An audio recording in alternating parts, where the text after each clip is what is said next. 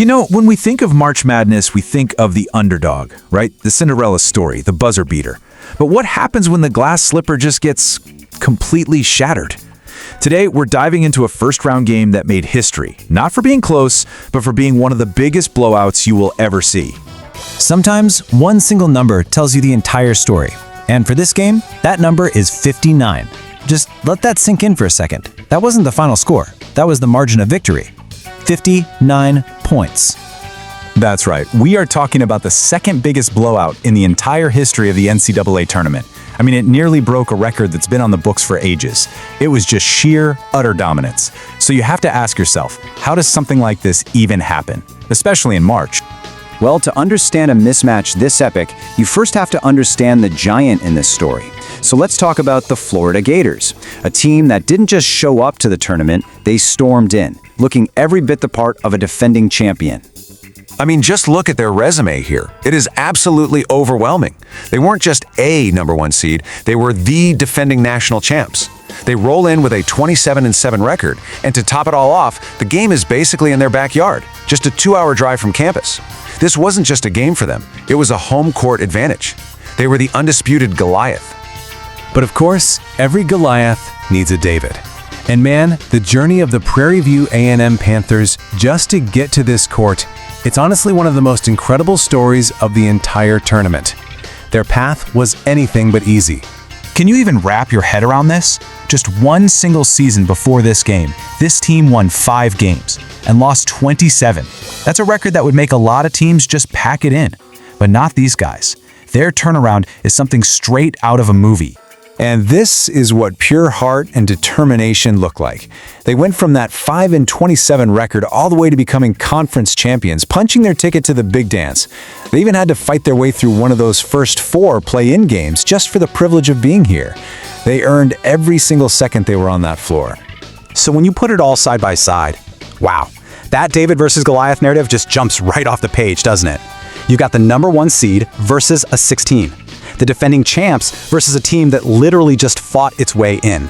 A powerhouse with 27 wins against a team that barely scraped above .500. On paper, it was one of the biggest mismatches you could possibly draw up. But here's the thing about March. For a few minutes, the impossible felt, well, possible.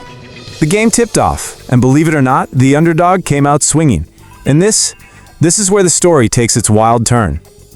Get this, for the first 9 minutes of the game, Prairie View was going toe-to-toe with the champs. They were on fire, hitting 5 of their first 7 three-pointers. The score was all knotted up at 15-15.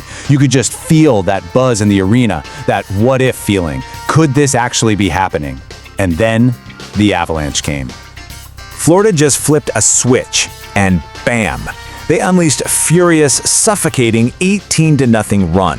It completely broke the game wide open. Prairie View had absolutely no answer for it. And you think that's it? Oh no. As if that wasn't enough. Just a few moments later, they did it again.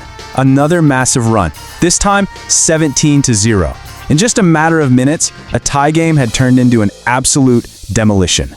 So by the time the halftime buzzer finally sounded, the game was, for all intents and purposes, over. Florida was up 60-21. They were shooting a mind-boggling 75% from the field. That's just video game numbers. And with 4 different players already in double digits, it was clear this wasn't just one guy getting hot. The entire team was a well-oiled, terrifying machine. Yeah, the second half was pretty much a repeat of the first. So let's dive into the final box score to really appreciate the kind of individual performances that led to a historic rout like this. And there it is, the final, Florida 114, Prairie View A&M 55. That's your 59-point victory. And just look at that field goal percentage for the whole game. Over 64%. That is just lights out, unbelievably efficient basketball. Leading the charge for the Gators was Boogie Fland, who put on an absolute clinic in offensive perfection. He dropped 16 points, and get this, he did not miss a single shot. 6 for 6 from the field. I mean, you literally cannot play any better than that. And it wasn't just the outside shooting. Inside, the Gators were a wrecking ball.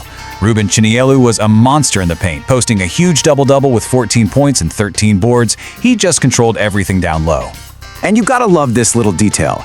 Late in the game, Florida even brought in their 7'9" freshman, Olivier Rioux, who just happens to be the world's tallest teenager. And he got on the scoreboard with a big putback dunk, adding a pretty unique exclamation point to the whole thing. But listen, you have to give a major shout out to Prairie View. Despite that scoreboard, they never quit. Dante Horn led his team with 12 points. Their journey to even get to this game was a massive achievement, and they absolutely represented their school with pride against, let's be honest, impossible odds. So what's the big takeaway here? Well, when you put up a performance this dominant in the first round, you're sending a message, a chilling one, to the rest of the tournament. And it leaves us with the ultimate question. Was this historic blowout just a warm-up act, and are the Florida Gators on a truly unstoppable path to go back-to-back? The rest of the bracket is officially on notice.